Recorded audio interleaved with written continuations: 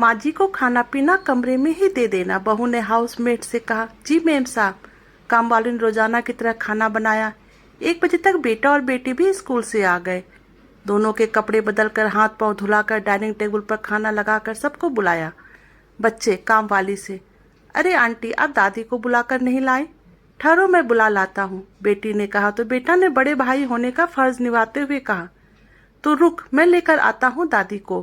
कोई कहीं नहीं जाएगा, दादी को खाना उनके रूम में दे दिया है, वहीं खा रही हैं वो। तुम लोग चुपचाप अपना लंच करो। बहू ने कहा, दादी की तबीयत ठीक नहीं है। मम्मी क्या? दोनों बच्चे एक साथ बोले। हाँ थोड़ी तबीयत ठीक नहीं है, खांसी हो गई है। तुम लोग दूर रहना उनसे, कहीं तुम्हें भी ना लग जाए उनसे, बहू ने कहा। तो बच्चों ने सिर हिलाकर हाँ कह दिया। बच्चे तो बच्चे होते, थोड़ी देर में दादी के रूम में पहुंच गए। दादी सो रही थी तो वापस आ गए। बहू ने देख लिया तो फिर मना किया। खैर शाम को आनंद के ऑफिस से आते ही माँ जी को डॉक्टर के पास भेजकर दवा मंगा ली। दवा से माँ जी को थोड़ा आराम आया, लेकिन बहू ने माँ जी की खांसी ठीक ना होने तक बच्चों को उनके पास बैठने तक पर रोक लगा दी। बच्चों ने कहा, दादी के साथ खेलना हमें पसंद है। बहू ने कहा, क्या मेरी पसंद लगा रखी है? जो कहा जा रहा है वो मानो, मेरी पसंद चलेगी, तुम्हारे भले के लिए कह रही हूँ।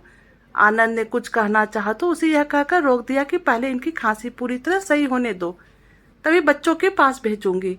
इस समय फरवरी के महीने में जाती हुई ठंड में इनको खांसी हो रही है, कहीं टीबी तो नहीं हुआ जो हर समय खांसती रहती है? यह सब बोलकर माँ जी के खाने पीने के बर्तन तक अलग कर डाले।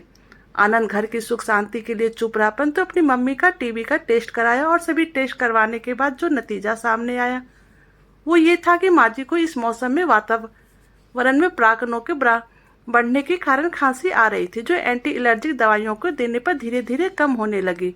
मम्मी की तबीयत सही होते देख आनंद ने पत्नी को समझाया, मम्मी बिल्कुल ठीक है, मौसमी एलर्जी की वजह से खांसी हुई थी जो कम हो रही है। अब तो उन्हें सबके साथ उठने बैठने दो और एक से बर्तन में हमारे साथ खाना खिलाना शुरू कर दो।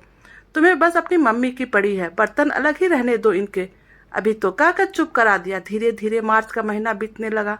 माँ जी को नाम मात्र की खांसी रह गई थी, परंतु बच्चों के मिलने की मनाही थी और खाना भी उनको उनके रूम में ही दिया जाता है।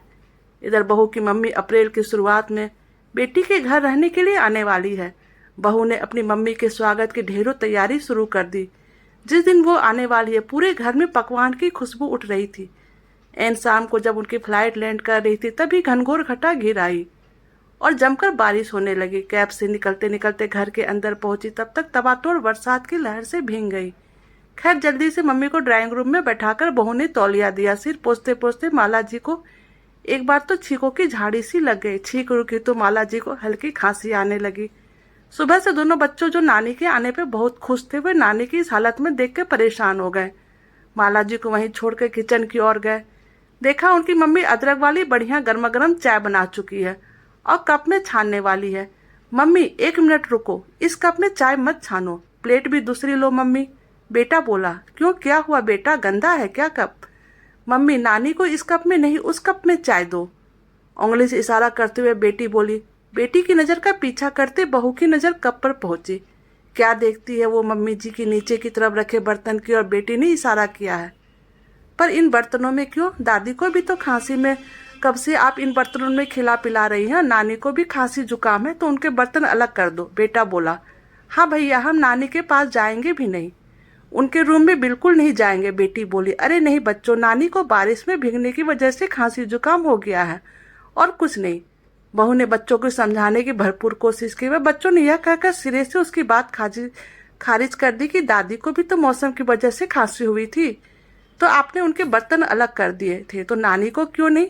बच्चों की बात सुनकर बहू को अपने इतने दिनों की करनी आंखों के आगे घूमती नजर आई। अब आज जब अपनी मम्मी पर आन पड़ी तो बहू अपने बनाए झूठे जाल में तड़प रही है, कसमकसा रही है। बच्चे ने मम्मी को आईना दिखा दिया। माला जी को जब सारी बातें पता चली तो कसकर डांट लगाई अपनी बेटी को। उन्होंने अपनी समधन जी से माफी मांगी, उन्होंने बेटी से भी माफी मंगवाई। जितने दिन माला जी वहां रही समधन जी के साथ ही रही। माला जी और नानी का जुकाम ठीक हुआ, फिर तो बच्चों ने दादी नानी दोनों के साथ खूब मस्ती की। अब वे रोक टोक दादी के रूम में फिर से बच्चे महफिल जमाने लगे हैं। तो दोस्तों, आपको हमारी कहानी कैसी लगी प्लीज़ हमें कमेंट करके बताइएगा।